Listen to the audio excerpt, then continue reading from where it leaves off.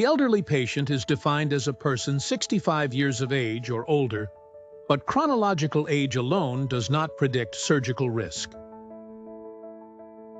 The true determinant of perioperative vulnerability is physiological aging, especially when it is compounded by comorbid disease, frailty, poor nutrition, and limited functional reserve.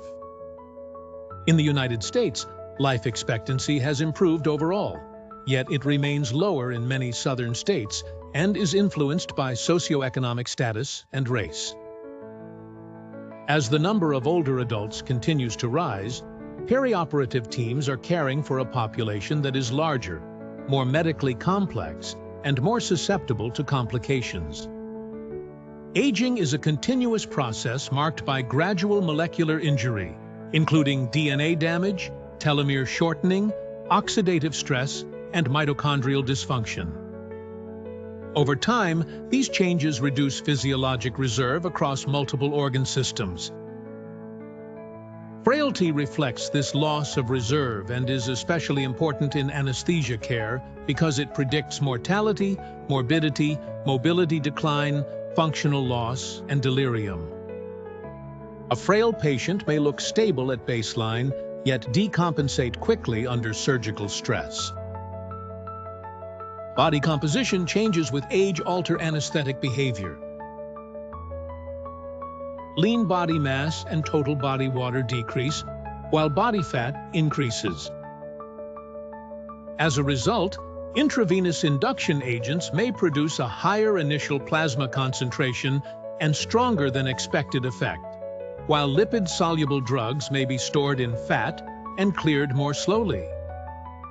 Muscle mass declines, so neuromuscular blocker dosing must be carefully monitored.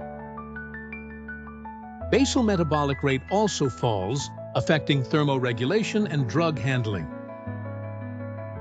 The cardiovascular system becomes less compliant with age. Arteries stiffen as elastin is replaced with collagen, raising systolic blood pressure and pulse pressure. The left ventricle thickens and becomes less distensible, leading to diastolic dysfunction and greater dependence on preload and atrial contraction. Baroreceptor responsiveness declines, so older adults tolerate hypovolemia and positional change poorly and are more prone to hypotension and syncope. Beta-adrenergic responsiveness is reduced, limiting the heart's ability to mount a tachycardic response to stress. Conduction tissue also degenerates, increasing the risk of atrial fibrillation and other arrhythmias.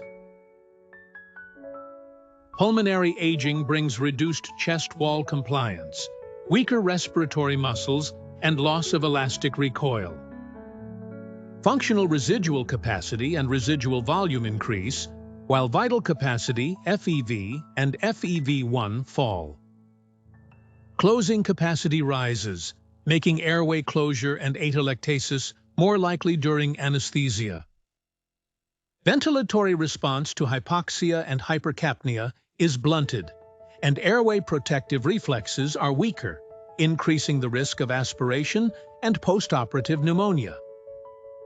Because desaturation occurs faster in older adults, preoxygenation is especially important. The central nervous system is also affected. Cerebral blood flow declines, the brain loses mass and synapses, neurotransmitter activity decreases, and the blood-brain barrier becomes more permeable. These changes increase sensitivity to anesthetic drugs and raise the risk of postoperative cognitive disorders. Delirium is an early, fluctuating syndrome marked by inattention and altered consciousness, usually appearing in the first few postoperative days. It is associated with older age, dementia, dehydration, electrolyte abnormalities, depression, Parkinson's disease, infection, poor pain control, and prolonged anesthesia. Postoperative cognitive dysfunction is more subtle, emerging weeks to months later and affecting memory, concentration, and psychomotor speed. Unlike delirium, it is harder to recognize and may last for months. Renal function declines with age because renal blood flow falls, nephron mass decreases, and GFR drops gradually over time.